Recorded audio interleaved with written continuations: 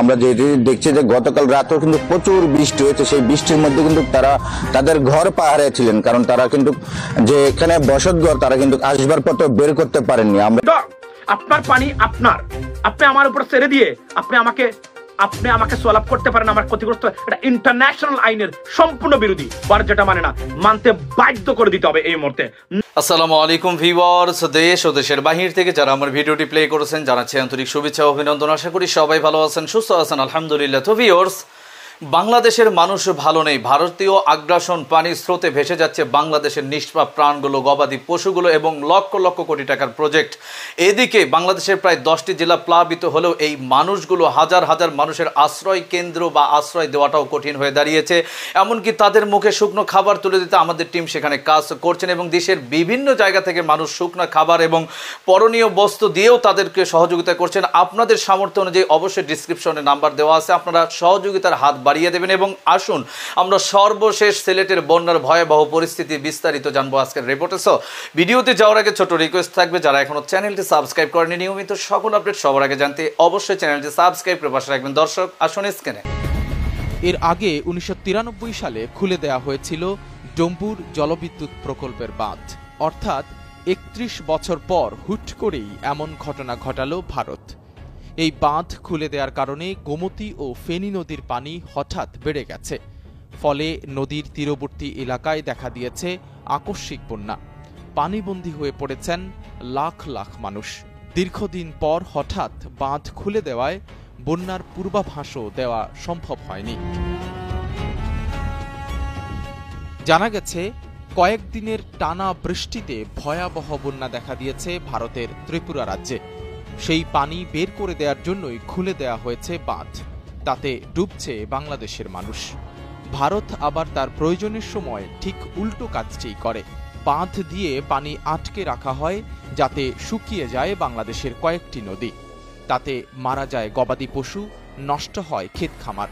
আবার সেই বাঁধ খুলে দেওয়ায় এখন বন্যার পানিতে তলিয়ে যাচ্ছে লোকালয়। ভারত থেকে আসা ঢলে সীমান্তবর্তী কুমিল্লার চৌদ্দগ্রাম উপজেলার কাকড়ি নদীর বেশিরভাগ এলাকা প্লাবিত হয়েছে। নাঙ্গলকোট উপজেলার দক্ষিণাঞ্চলের ডাকাতিয়া নদীর তীরবর্তী গ্রামগুলো তলিয়ে গেছে পানির নিচে। স্রোতের তোড়ে ভেসে গেছে গ্রামের সংযোগ সড়ক, কৃষি জমি তলিয়ে গেছে বানের পানিতে। যে পানি সারে, আমি আপনাকে বলি, ইন্টারন্যাশনাল কোনো ল নাই। If you have the sheet, you got to control your sheet. For example, আপনার পাবলিক রাস্তা আছে কিন্তু আপনার ডগ আছে, ধরেন dangerous dog, you cannot say এটা পাবলিক রাস্তা, আমি আমার ডগ এখানে ছেড়ে দিব। You cannot say that. Same as আপনার পানি is like a dog. আপনার পানি আপনার, আপনি আমার উপর ছেড়ে দিয়ে আপনি আমাকে সোয়ালাপ করতে পারেন, আমার ক্ষতিগ্রস্ত। এটা ইন্টারন্যাশনাল আইনের সম্পূর্ণ বিরোধী, ভারত যেটা মানে না, মানতে বাধ্য করে দিতে হবে এই মুহূর্তে। 97% মানুষ বাংলাদেশের এদেরকে ঘৃণা করে, এদের পলিসিকে ঘৃণা করে। সুতরাং আমি ইউনিট সরকারকে বলবো, অনতি বিলম্বে ভারত বিষয়ে সঠিক সিদ্ধান্ত গ্রহণ করুন। যত চেষ্টাই করেন না কেন, দেশকে দাঁড় করাতে পারবেন না যদি এদেরকে মোকাবেলা ঠিক মতো না করা যায়। স্ট্র্যাটেজি প্রণয়ন করুন। মনে রাখবেন, বাংলাদেশের কোন শত্রু নাই। সারা বিশ্বের দেশ মানুষ বাংলাদেশকে ভালোবাসে, বাংলাদেশিদেরকে ভালোবাসে। শুধু একটা রাষ্ট্র যারা আমাদেরকে এতটা পিছনে নিয়ে গেছে এবং ক্ষতিগ্রস্ত করেছে। সুতরাং এদেরকে মোকাবেলা করতে গেলে ইন্টারন্যাশনাল স্ট্র্যাটেজি, আমাদের মানুষগুলাকে নিয়ে আসুন, কমিশন গঠন করুন। সবচেয়ে বন্ধু দেশ নাকি ভারত, অথচ সবচেয়ে বেশি মানুষ হত্যা হয় বাংলাদেশ এবং ভারতের এই বর্ডারে। আজকে আপনারা এই সাবজেক্টটা নিয়ে আসছি যে বন্যা বাংলাদেশে ফ্ল্যাশ ফ্লাড বা আকস্মিক বন্যা দেখা দিয়েছে ফেনী এবং সিলেটের কিছু অঞ্চলে। ভারতীয় পানি, তারা এই 16 বছরে এই সরকার আওয়ামী লীগ থাকার পরেও তারা এই কাজটা তারা করেছে। আজকে এসে তারা যে পরাজিত হয়েছে বাংলাদেশে, তার একটা সুস্পষ্ট তাদের যে প্রতিক্রিয়াটা তারা খুঁজছিল সব দিক থেকে, যে ভারত বিপদে পড়েছে বাংলাদেশকে নিয়ে। তারা পানি ছেড়ে আন্তর্জাতিক আইন লঙ্ঘন করে, কোনো বিধিমালা না মেনে বাংলাদেশের সাথে পানি যুদ্ধ ঘোষণা করেছে ভারত। এবং আমি মনে করি দিস ইজ এ ওয়ার। এবং বাংলাদেশের অস্তিত্ব, প্রোগ্রেস, প্রবৃদ্ধির জন্য ভারতীয় পলিসি সবচেয়ে ভয়ঙ্কর আকারে ধারণ করবে, নেগেটিভ এবং পজিটিভ দিক দিয়ে।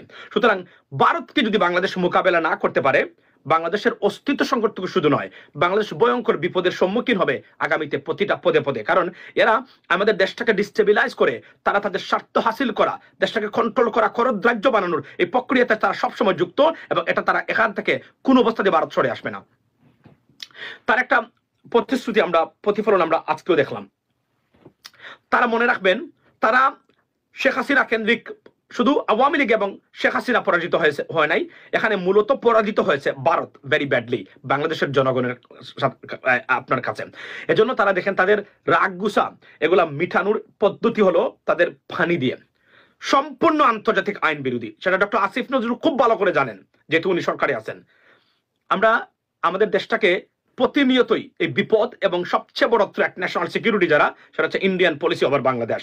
এটা মোকাবেলা যদি আমরা করতে পারি, বাংলাদেশ বিশ্বের বুকে দাঁড়াবে ইনশাল্লাহ বুক ফুলিয়ে। আর এদেরকে যদি আমরা মোকাবেলা করতে না পারি এগ্রেসিভলি, এরা আমাদেরকে ডিস্ট্রয় করবে, ডিস্ট্রয় করার চেষ্টায় অনবরত লিপ্ত হবে। চেষ্টা করেছে 16 বছর, পারে নাই, এবং আজকেও তারা চেষ্টা করেছে। কিন্তু ভারতকে বলে দিতে চাই, ভয়ঙ্কর ভাবে পরাজিত হবেন আপনারা বাংলাদেশের মানুষের কাছে। সেই সময় আপনাদের জন্য খুব বেশি দূরে নয়। দর্শক, স্ক্রিনে আমরা সে সম্পর্কে বিস্তারিত জানলাম। এ বিষয়ে আপনাদের মতামত কমেন্টে জানান, কেউ ভিডিওটি স্কিপ করবেন না। বর্তমান বাংলাদেশের এই ক্লান্তিকাল মুহূর্তে ভারতীয় আগ্রাসন থেকে বাঁচতে বাংলাদেশ সরকার অন্তর্বর্তীকালীন ডক্টর ইউনূস কি ধরনের পদক্ষেপ গ্রহণ করতে যাচ্ছে, আসুন আরো বিস্তারিত থাকছে এই রিপোর্টে। বাংলাদেশের বেশ কয়েকটি জেলা, নোয়াখালী, কুমিল্লা, লক্ষ্মীপুর, ফেনী সহ ওই অঞ্চলে ব্যাপক বন্যা দেখা দিয়েছে। বন্যার যে ছবি এ পর্যন্ত সোশ্যাল মিডিয়াতে দেখলাম এবং গণমাধ্যমগুলোতে, সেখানে আমার মনে হয় স্মরণকালের ইতিহাসে সবচাইতে ভয়াবহ বন্যা। তো সেই বন্যাটা কেন হয়, এই বন্যা কাদের জন্য, কাদের সৃষ্ট, সে আলোচনায় যাবার আগে, ওটা তো মানে দীর্ঘমেয়াদী প্রক্রিয়া, কিন্তু শর্ট টার্মে যে বিষয়গুলো করা যায় সেটা হচ্ছে যে, আমার মনে হয় সরকারের সর্বোচ্চ দিয়ে হলেও অন্যান্য জায়গায় কোনো বরাদ্দ যদি কাটছাট করেও হয়, আপাতত যে মানুষগুলো এখানে আছেন তাদের বাঁচানোর জন্য যা যা প্রয়োজন সেটা আমার মনে হয় করা উচিত। সরকারের যদি ফান্ড সমস্যা মনে করে, তাহলে আমাদের কাছে যদি ইন্ডিভিজুয়ালিও যদি বলে যে আমাদের ধরে দিক, প্রয়োজনে মানুষ এক একজনকে ধরে দিক, আমাকে ধরে দিক, আমাকে বলুক যে 1 লাখ টাকা দিতে হবে, আরেকজনকে বলুক, এরকম তারা 2-4 হাজার মানুষের লিস্ট করুক, এই মানুষকে তাদের দিতে হবে, আমরা তাদেরকে দিয়ে দিব। তারপরেও খুব দ্রুততার সাথে এই মানুষগুলোর যা করা প্রয়োজন এই কাজটা করার জন্য তাদের কাছে অনুরোধ জানাচ্ছি। আমি ব্যক্তিগতভাবে কখনো এই ফান্ড কালেকশনের এই জিনিসটাতে আমি যাই না, কারণ হচ্ছে এটাতে গেলে সমস্যা আছে, নানান ধরনেরই হয়। আমার নামে সোশ্যাল মিডিয়াতে আপনার ফেসবুক পেজ টেজ খোলা, অনেকেই এইভাবে টাকা টুকা তুলছে, বিকাশ নাম্বার দিয়ে, সেখানে এগুলো করছে। আমি আপনাদের সবাইকে এই ব্যাপারে সচেতন থাকবার অনুরোধ করছি। আমি কখনোই এই বিকাশ নাম্বার দিয়ে আমি কোনো মানুষকে দান করতে গেলে এইভাবে ওয়াজ মাহফিল করা যায়, তারপরে মানে স্লোগান টোগান দিয়ে আমি দান করি না। আমার যতটুকু সামর্থ্য আছে, আমি যাকে পারি অতটুকু আমি করি। তো যারা আমার নামে ফেসবুক খুলে তারপরে এই ধরনের করছে, তাদেরকে কারা টাকা দিচ্ছে সেটা একান্ত আপনাদের দায়িত্বে আপনারা দিবেন। আমার সেটার সাথে কোনো সংশ্লিষ্টতা নাই, এটা আগে বলে দিলাম। আর ফেসবুকের ভেতরে দেখলাম যে আমার নামে পেজ খোলা, তারপর লিখেছে যে 2 জন উপদেষ্টার নাম ধরে, নাহিদ এবং আসিফ, তাদের নাম ধরে বলেছে যে তাদের অ্যাকাউন্টের কি টাকা টুকা, এগুলো নিয়ে আলাপ করেছে সেখানে। তো আমি এই ধরনের কোনো কথাবার্তা বলি নাই। আসিফ, নাহিদ সহ ডক্টর মোহাম্মদ ইউনূস উপদেষ্টাদের যারা এইখানে আছেন, তাদের উপরে আমার এখনো শতভাগ ভরসা, বিশ্বাস আছে যে তারা বাংলাদেশকে ঠিক যেই দিকে আমাদের দেশের যাওয়া উচিত সেই দিকেই তারা নিয়ে যাচ্ছে বলে আমি বিশ্বাস করি। তো তাদেরকে নিয়ে এখনো কোনো খারাপ মন্তব্য করার মতো সময় এখন পর্যন্ত আমি মনে করি না এসেছে। যাই হোক, সেটা অন্য আলাপ।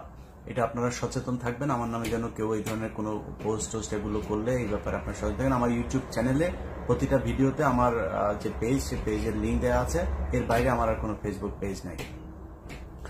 তো যেটা শুরুতে বলেছিলাম যে বন্যাটা কেন হচ্ছে, খুব মানে একদম অন্তর থেকে শান্তি পেয়েছি যে ঢাকা বিশ্ববিদ্যালয়ে বাংলাদেশ সময় গত রাতে আপনার মিছিল হলো। সেই মিছিলে দেখলাম ভারত বিরোধী নানান ধরনের স্লোগান দেওয়া হচ্ছে। ভারত যদি বন্যায় যদি মানুষ মরে, তারপরে বলছে যে 7 সিস্টার দেব আলাদা করে, এই ধরনের কি কি স্লোগান দিয়েছে, খুব ভালো লেগেছে। আমি মনে করি সময় এসেছে ভারতকে দাঁত ভাঙা জবাব দেওয়ার জন্য। যদি উপদেষ্টারা মনে করে তাহলে লুৎফুজ্জামান বাবরকে তাড়াতাড়ি জেল থেকে বার করেন, ওনাকে ওই জায়গায় বসান, উনি এগুলো খুব ভালো পারবে। সো লুৎফুজ্জামান বাবরকে দ্রুত এই জায়গায় নিয়ে এই দায়িত্ব দেওয়া হোক। ভারতকে কিভাবে সেভেন সিস্টারে কিভাবে কি করতে হয়, উলফাকে কিভাবে সহায়তা করতে হয়, কি করতে হয়, এগুলি উনি খুব ভালো জানেন। তো আমি মনে করি যে ভারতের সাথে এই ধরনের এই মানে আলগা পিরিতি দেখায় কোনো লাভ নেই, তাদের সাথে সরাসরি অ্যাকশনে যেতে হবে। তারা যুদ্ধ করতে চায়। এই ছাত্র আন্দোলনে আপনারা দেখেছেন, আমি নিজেও এই গত 15 বছরে অত্যন্ত হতাশাগ্রস্ত হয়ে তারপরে বিভিন্ন সময় বলেছি যে আমরা কিসের বীরের জাতি, আমরা আসলে বীরের জাতি না, আমাদের সাহস নাই। ছাত্ররা আমার সেই ধারণাকে ভুল করে দিয়েছে। একজনকে গুলি করেছে, তার সামনে বন্দুক নিয়ে গুলি করছে, তারপরে বন্ধুকে দর্শক স্ক্রিনে আমরা সে সম্পর্কে বিস্তারিত জানলাম। সো আজকের ভিডিও এই পর্যন্ত। ভালো লাগলে লাইক এন্ড কমেন্ট করবেন এবং দেশের সকল আপডেট সবার আগে জানতে অবশ্যই চ্যানেলটি সাবস্ক্রাইব করে পাশে রাখবেন। দেখা হবে পরবর্তী ভিডিওতে ইনশাআল্লাহ। আসসালামু আলাইকুম ওয়া রাহমাতুল্লাহ।